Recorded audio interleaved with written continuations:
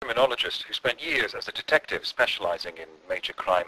There are aspects of this investigation which might seem unusual to British eyes. First, that treatment of the crime scene. Good evening, Eddie. Yes, absolutely. I was there over the weekend, and within 30 minutes of them taking the barrier away, I went up there on the Friday, and there was deposits of glass, there was deposits of blood, a considerable amount of blood, in fact, in one area.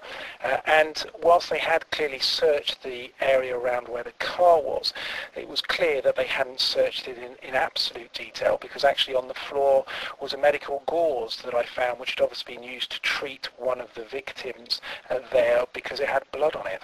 Would any of that be damaging to the investigation? Well, it's very difficult to know quite what forensic examination they carried out, whether they used metal detector, whether they used officers on their hands, clearly sifting through the debris and through the undergrowth there.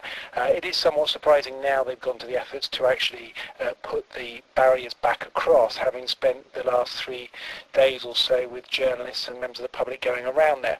What might have been lost in relation to forensic evidence is the blood. You know, whilst there's a lot of blood there and clearly those victims would have lost a lot of blood, one doesn't know whether the offender or offenders lost blood themselves, so it may be significant. We won't know unless, of course, any of that is gathered and helps the police further with their investigation, which at this present moment in time is a very complex one. And there's a different approach there to appealing to the public for information. Yes, they have a very different approach. I went to all the press conferences and in fact had a one-to-one with the prosecutor.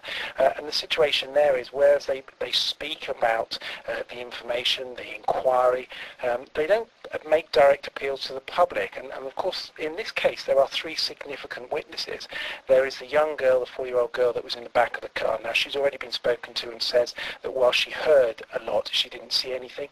We then have the 7-year-old. The 7-year-old potentially is the biggest key to this, because it's likely that they certainly heard, most probably saw offender or offenders, and may well have seen the vehicle as well. And importantly, will give an explanation as to why that vehicle was there, why they were there on this isolated lane.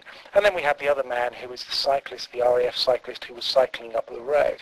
And some of that gives some kind of indication as to whether this was a potential professional hit. And of course, the media approach to it is that if this happened in the UK, there would be a very clear media approach in relation to trying to source, identify and clarify the 4x4 vehicle and the moped.